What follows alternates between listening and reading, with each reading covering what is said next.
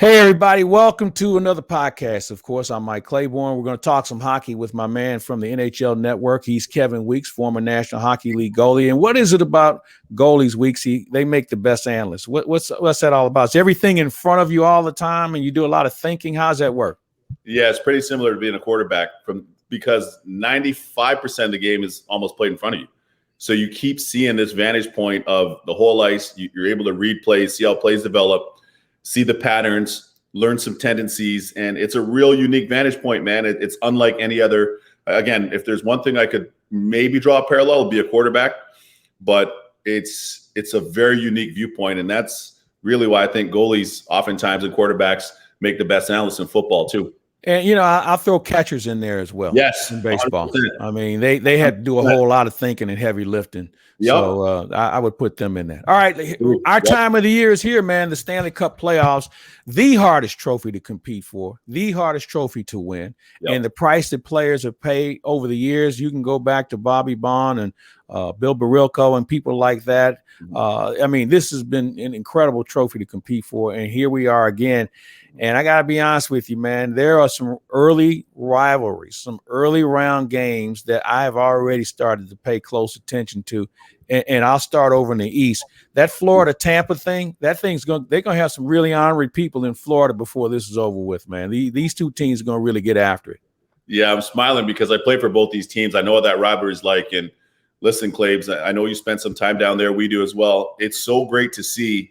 It's great for the two teams. Obviously, Tampa being the standard bearer and being the defending Cup champs and a real first-rate organization with great ownership under Mr. Vinnick, who's transformed the city of Tampa and does a great job recognizing veterans and people in the community, honoring a community member every game prior to every home game. And I really think that they've become a model franchise in our league. But here's this. As great as that team is, as much star power as they have, give the Florida Panthers their props. They've transformed their team literally in one season. Yeah. In one season, and no stranger to your people in St. Louis because Coach Quenneville is there.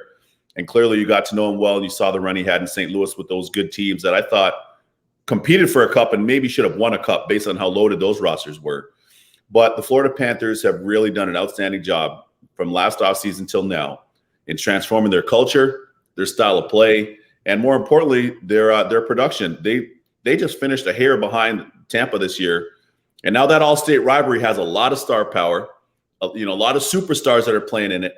And quite frankly, the fans are going to be great in both buildings. They're already great down there in South Florida. So this will be great for the growth of the game as well, Claibs. With each round in each series, you can look at it and say, these guys, they already didn't like each other before this thing started. I mean, you got Montreal and Toronto, you've got Washington and Boston. The Islanders, they play with a lot of grit, man. Nobody likes them. And they'll rough up Sidney Crosby a little bit and get him off his game, or at least try to. In the East, I just see so many things that if you can get out of the first round, and if there's enough left of you, and I think this is going to be a battle of the fittest in the East as far as how they play the game, that we may really see something special. And I always wonder, will they have enough when they get to the finals? Yeah, exactly. You're going to squeeze every bit of juice out of it right now just to get through this round. Mm-hmm. Second, and then get into your third, typically conference final. Different kind of connotation this year, but you're right, man. These rivalries. I think in talking to players and coaches and people around the league, Claibs, one thing is the way the schedule set up this year. It was playing against the same teams over and over. So anything, it intensified a lot of those pre-existing rivalries, right? And a great example would be that Battle of Florida, the Battle of Sunshine State. Like those two teams played against each other so much, and now the Panthers have closed the gap, at least based on this season, that it's made the rivalry that much more intense. Now, to your point, if you look at let's say the Blues, and you look at that matchup in a typical year, they're in the Central. That Central is a valley of death, really. Oh yeah, you know that better than me. Oh yeah, and that Central now. So now you got the Blues playing the Avs, which was amazing last night, by the way. But that's a pre-existing rivalry as well. So I think it sets up really well. The one blemish on everything, and I got to be frank because I'm always objective, and I got to keep it real. Montreal, Toronto, first time in 42 years, two of the most historic franchises. Imagine that's Red Sox, Yankees, and you don't have fans in the stadium at either Stadium or Fenway. That'd be terrible. And it's terrible. I don't know what's going on up there. It gets me so hot. I'm so hot with what's going on up there and how badly that's been mismanaged. But it's unfortunate because, like I said, first time in 42 years, you have no fans to witness it. And I agree with you. Certainly somebody had to step in and say, hey, let's take a look at the big picture and where we're headed with this whole virus and what we're doing. And because the two things that I didn't like about it is A, no fans, and B, it's a first round matchup. Exactly. Can you imagine if they were playing further down the road and they really have something to play for? But obviously you can't win if you don't win the first round. But I just feel like that the people in Canada, people I love dearly, have really kind of missed the boat on what this could mean, not only for the National Hockey League, but for the country itself. Big time. And listen, I always say this, and I'll preface it this way. I've got a lot of family, both sides of our family that work in medical, and one side and her side that her parents own an expert medical witness company. These people are very sharp, and science is science. So the science isn't different in Winnipeg than what it is in Montreal, and what it is in Vancouver, than what it is in Calgary to what it is in Edmonton or Toronto. Science is science. And that science shouldn't be that different from what it is there to what we're seeing, be it in Missouri or Vegas or here in Jersey, New York, or down in Florida. Science is science. And although people can have differing opinions on the interpretation, but facts are facts. And what's difficult is, I have a lot of family back home in Canada, her side in the West Coast and in Western Canada, and my side on the East in Toronto, Montreal. And what's terrible is opportunities that people are missing, everyday opportunities, quality of life things, grandparents, parents, students, young athletes, student athletes, young entrepreneurs, existing entrepreneurs, family businesses. In certain instances, this is going to be irreparable damage to a lot of people. No, it won't be fixed for some people. You're absolutely right. Irreparable. They won't be able to overcome this in a lot of ways. And that's what's hard. Like, Claibs, think about a lot of the people that are working in a building. Let's not even talk about, but just think of all the people that work in a venue. You've been in this business for 40 years. And think of the stadiums that you go to. Think of the ballparks. Think of the arenas. All the concession workers, all the staffers, facilities, hospitality, you name it. Custodians. There's so many different people that are part of it. Parking attendants, security force. Like, there's so many people, vendors. It's just hard to believe for me that the view that was taken is so polar opposite and so different to a more progressive view that we've seen, which wasn't always the case. Let me be fair, because I was really ticked off in the way it was mismanaged here in a lot of states too. But I say this before, I give, and you know this, you spend time in Florida, you got a place there too. I give Governor DeSantis a lot of credit for that, because they wanted people to have opportunity. You still wanted people to live a semblance of an everyday life and to have their careers and have their businesses and still continue to respect the science and respect the virus itself, but not at the expense of every other aspect of people's lives, which I think is brilliant. Hey, let's talk a little bit about one more matchup in the East, Nashville and Carolina. Now, this Carolina bunch stayed on the radar for a lot of the season, man. And the next thing you know, they're like, wait a minute, they're playing for the what cup? The President's Cup? I mean, and when you think about what Rob Brindamore has done there, and he's got good support front office wise, it's really remarkable that they had to get out of line, but they stayed with the plan, and now they're back. And Nashville, you just don't know what Nashville team's going to show up. I mean, defensively, they used to be really good on the blue line. Things have kind of got a little ragged. The goaltending, you're going through a little bit of a transition as far as goaltenders. One's going out and one's going to take over. But, man, you get them in the first round. They skate well. I mean, they're a pretty well-coached team. So, they're a team that if you're Carolina, you really better pay attention to, man, because if they get a lead, they not only can win, they can win in your building. Absolutely. Let's start with Nashville. I love your point, because it is a little bit of a mixed bag. And from game to game, you don't necessarily know what you're getting.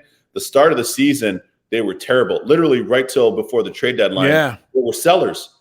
And all of a sudden, they got up off the mat, not to the same extent the Blues did in their cup year, but they got up off the mat because they were sellers. Now, they weren't last in the league the way the Blues were, but they were out of the picture. And to their credit, they've been able to transform their season and then rediscover their form and get all the way into the playoffs, really on the strength of different things. But for sure on the strength of UC Saros, their goalie. He was money down the stretch. But you're right. The thing with Nashville, and I spoke to their coach, John Hines, yesterday morning, is when they're not fast and loose defensively, they're in games and they're going to win games. Yeah. When they get fast and loose, as they did yesterday in game one, as that game went along, next thing you know, they got blown out as a result. They are not a team that can play fire wagon hockey. I'm totally, sorry. 100%. 100%. You're right. They're just not – Colorado could roll that way. Yeah. Vegas, we saw that last night. Right. Vegas, if they want to, Vegas can roll that way. If Pittsburgh is going, if Washington is going, Boston. But even all those aforementioned teams, part of what makes them so good is they've got the balance in how well they play defensively too. And this kind of balances out their offense. But for Carolina, look, Rod Brindamore, I've been saying this on the NHL Network. Rod Brindamore, to me, right now, next to Lou Lamoriello in a GM capacity, but Rod Brindamore is the culture driver of the NHL. He's the best culture driver. Yeah. And what he expects, I think what he expects of his team is exactly what he expects of himself. What he's done. Exactly. And he's done a lot of it in the same case as well. 100. So hey, let me run this by you. Who is the most complete team in the playoffs? And the reason why I say that, you grew up in an era where when you were a Stanley Cup champion, they could play it any way you want. You want to play physical? We can do that. If you want to skate, we can do that. You want to have good goaltending? We have one. You want to find a good goal scorer? We got plenty of them. The game has changed a lot, especially from a physical aspect, where you could go out and just maul a team and still win the cup if you needed to. Yeah. So what team out there fits that bill right now where if they do run into a team that thinks they want to get cute, they can respond in kind? I think Vegas. Yeah, I was thinking the same thing. Yeah. Vegas, because they're stacked in net with the future Hall of Famer Marc-Andre Fleury, who I think should win the Vezina this year. And then they got Robin Lehner in behind him, who plays like a number one when he's in too.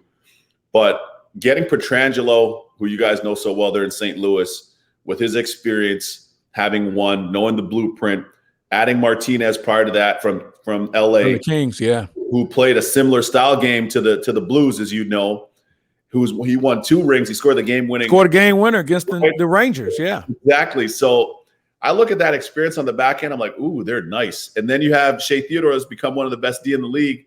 So their D, I love their D now with those 2 acquisitions specifically and the emergence of Shea Theodore into a top-tier defenseman.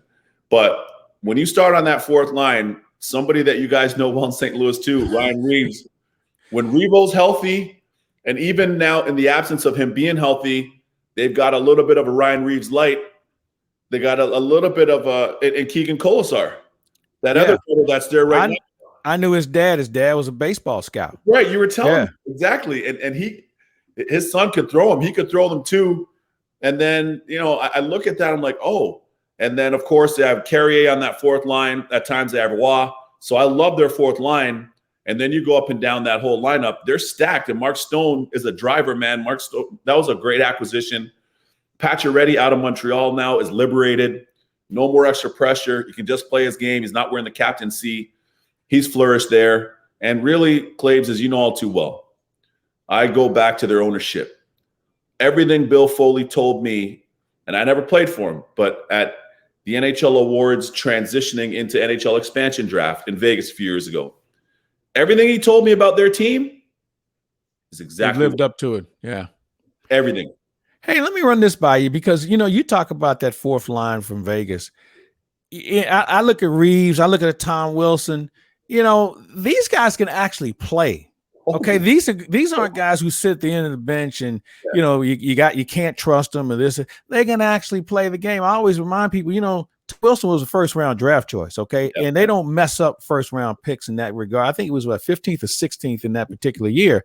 Mm-hmm. Point being, if you can skate and you can work your game, if you can bring that physical presence, there is a place for you in the National Hockey League. You don't have to fight every night. But as long as you let the other guy know, I'm going to protect Pietrangelo, I'm going to protect Pacioretty, I'm going to protect these guys, guess what? They get a lot more room to skate because they know you're willing. And we've seen that with Vegas, and we see it with Washington. 110%. And let me give you this. Here's something that I'm going to introduce this to the viewer listeners here. When you look at it from a football, not soccer football, but a football perspective, when you've got a good tight end, that opens everything up. Yes, sir. I don't care. Listen, I love Randy Moss, one of the best, maybe the GOAT, Jerry Rice. All these cats are amazing. But when you've got a good tight end, or if you've got a receiver that's built like a tight end, it opens up everything for everybody. And you look at Gronk last year, and you look at what Gronk brought to the table with Tom, of course, in Tampa. You look at what he brought to them as that weapon in Foxborough with the Pats as well. That's what, to me, the power forward position is like in the NHL. And when you got Mr. Wilson out there, I see guys like looking around. Guys on the bench like, change. They don't want it. Guys don't want it when Tom Wilson's out there. And the same thing with Reeves. And you know, and the difference, Reeves is probably considered more of an honest player because Wilson's track record will always, you know, create a cloud for him.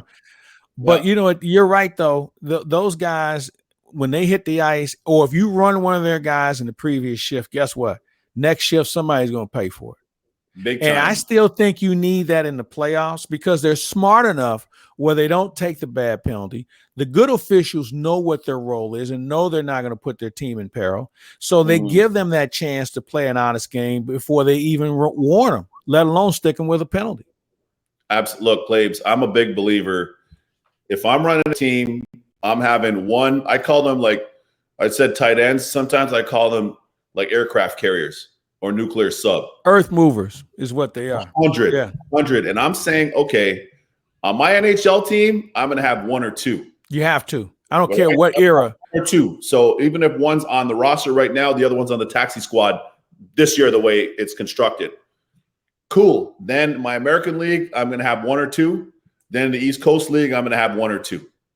And I'm telling you what, those guys, and I'm not saying this to promote, but we are a physical sport. We have to, you know, people have to acknowledge that and be realistic about that. We're a physical sport. Ultimately, you need your players to be able to feel comfortable. And sometimes some opposing players get a little sweet and they could get a little cute. And they tend to do more of that when they know you don't have an aircraft carrier. Of course. You know, and that's how you get hurt too. That's how a guy takes a slash or a cross check and the next thing you know, he's injured. And if you look back in the history of this game, and it was a more rough and tumble game a few years ago, they always had a guy, if not two, if not a line. Totally. Throw in a defenseman, and you may have four guys that are willing. And the league has tried to cut that back, but I still think that the good teams realize you better have one of those guys sitting around. And I think because they put such a presence on skating, this is a skater's game now, that these guys have worked hard to get to where they're at. I mean, this isn't where you have a guy who can drop the gloves, and if he doesn't, he's a tripod with a stick because he can't skate. That doesn't exist anymore, and I think that that's something that I've come to appreciate, and I think good hockey fans appreciate. They're not goons. They're out here to protect their teammates. Yeah, hey, exactly. Totally. Before we get out of here, let's talk some St. Louis Blues. I want to go Edmonton, Winnipeg. You know, those two Western teams. It's not the Battle of Alberta, and shame on the Flames. You and I talked about it. You saw that coming. I remember you and I talking about that. But Edmonton and Winnipeg is maybe one of the enigmas of the game with all the players that have come through there that they've drafted, and they just can't get to the next level. Edmonton is like, all right, boys, everybody's been waiting on us to show up to the party. Here we are, and we plan on staying for a while. How good is that series going to be? I think this is all going to be hinging on what style of game Winnipeg wants to play. Do Winnipeg try to get fast and loose? If they do, they're going to they have a lot of skill as well, but I think they're going to get burned if they try to play fast and loose. Do they play responsible and disciplined by way of not taking needless penalties because the Oilers have one of the best power plays in the league? Well, I think that's what you need to do. And I play for Paul Maurice, who's an outstanding coach, who's coaching Winnipeg now. I know for a fact Paul Maurice is saying, guys, we have to play this series at even strength. We can't play this series. We can't let their power play dictate this series. Because if we do, it's going to be curtains. Because why? You're going to have Connor McDavid with more time and space to make plays. Beyond Draisaitl. And Draisaitl standing around somewhere waiting on some loose change. You're right. You're absolutely right. Totally. You can't give those guys time and space. So that's the one thing for the Peg. And for Edmonton, though, Claibs, look, everything is hinging. McDavid, of course. Draisaitl, yes. You got to have some goaltending on the back end. But Mike Smith has to play the way he played. And heaven forbid anything happen to Mike Smith, Because unless they're going to get Grant Fuhr out of retirement, if anything happens to Mike Smith, I think it's curtains for the Oilers. Hey, maybe Pokey Reddick's sitting around somewhere. Yeah, exactly. Hey, before we get out of here, Blues and the Colorado Avalanche, not the best outing. Colorado may be as talented as anyone. They can certainly skate. Yeah. But is there hope for the Blues in this series? If they play their heavy game, and I'm of the belief it's hard to hit what you can't catch. So my feeling is they've got to make Colorado stop and start. Can't let them freewheel out of their own end, because once they hit your blue line, it's a wrap. You can't stop that sort of speed. But give me your thoughts on what you see and what the Blues have to do if they find themselves wanting to play beyond next week. I spoke to Chief about this yesterday via text, head coach Berube of the Blues, and his big thing is they have to defend in 5-man units where they're at even strength. Defend in 5-man units. The defending just can't fall on the shoulders of the defensemen. The forwards have to be committed to defending. Hallelujah. That's what cost them last night. 100%. 100%. And also, they got to get to that heavy game and the cycle game in the offensive zone. Force Colorado to spend more time in their D zone. It's not that they can't handle it, but you'll wear them down a lot more with them expending more energy in the defensive zone than allowing Colorado easy outs and easy transition to come back with speed. Colorado's one of the best teams off the rush in the league with their attack and their speed. You saw that yesterday. Had not for my man Jordan Binnington, who was money last night. Yeah. Winner was incredible last night. He's the reason why it wasn't 8-1. Like, totally. I'm getting goosebumps talking about it. His saves were, he was so good. But also the Blues have to get in on the forecheck. That's the heavy game. Get in on that forecheck, because here's one thing about Colorado. Colorado's top guys aren't soft. This isn't like Calgary, where sometimes those top guys are a little shy. They show up. They don't want to bang. Landeskog, you saw him last night. Saw him last night, yeah. Rantanen will bang. McKinnon is a dog. That's why they call him Nate Dogg. He's a dog on a bone out there. He's a real dog out there. So those guys aren't going to go away easy. But if you're the Blues and you do those things, you play that heavy game, you're defensively sound, you have that forecheck, you get that cycle game going, then that's when you get your best chance of making a good series of this year. You know, you talk about the cycle game, and I'm of the belief that if you're patient with your cycle, you'll make the other team take a bad penalty, because they become impatient because they're used to doing something else. And if you can just stay consistent with your cycle game, it never fails. There's a hook, there's a slash, there's an interference call, and then you have to cash them in on the power play. But you better be careful, because they skate so well, man. They get behind you and it's a wrap, you know. Mm-hmm. So it's a challenge. Hey, listen, we got to get out of here. I appreciate your time, man, and we will do this again in the very near future. Maybe let's keep our fingers crossed that the Blues can get out of this first round. They have their work cut out for them, but in any event, you and I will always talk hockey, whether the Blues are in it or not. 100. Appreciate you, man. Thanks so much. He's Kevin Weeks. I'm Mike Claiborne. We thank you for watching here on Claibs Online. More hockey coming up in just a bit.